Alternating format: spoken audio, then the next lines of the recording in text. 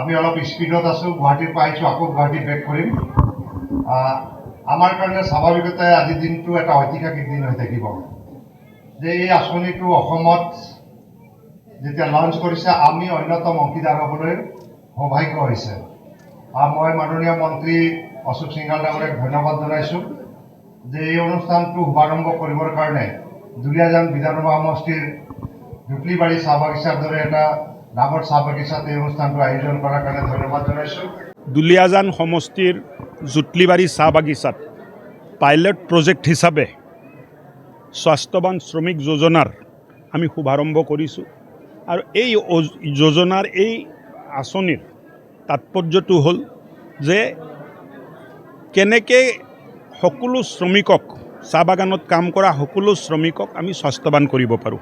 পৰীক্ষা হ'ব, য'ত ঔষধৰ প্ৰয়োজন আছে ঔষধ হ'ব, কিন্তু তেখেতসকলৰো খোৱা বোৱা আৰু কোনটো অসুবিধাৰ কাৰণে বাগানত মহিলা এনিমিক হৈ থাকে, তেজৰ মাত্ৰাটো প্ৰয়োজনতকৈ কম থাকে, IMR MMR হয়, শ্ৰমিক স্বাস্থ্যৱান নাথাকে। চ' এই গোটেই ব্যৱস্থাটো অহা 6 মাহ পাইলট প্ৰজেক্ট হিচাপে ইয়াত চলিব।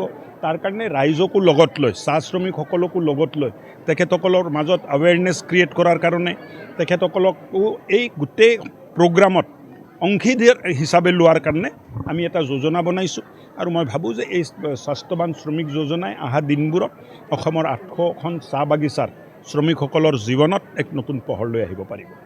চাওক, 108 প্ৰাইভেট কোম্পানীয়ে চলাই আছে, তেখেতসকলে ঠিকা লৈছিল আৰু তেখেতসকলে এইটো চলাই আছে।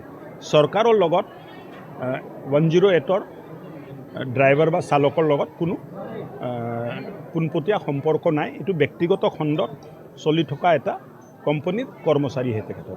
আঁচনি বিশেষকৈ চাহ শ্ৰমিকসকলৰ স্বাস্থ্যৱান কৰাৰ উদ্দেশ্যে চাহ শ্ৰমিক স্বাস্থ্যৱান আঁচনি লঞ্চ কৰিছে। অসমত 20টা বাগান পাইলট প্ৰজেক্ট হিচাপে লৈছে।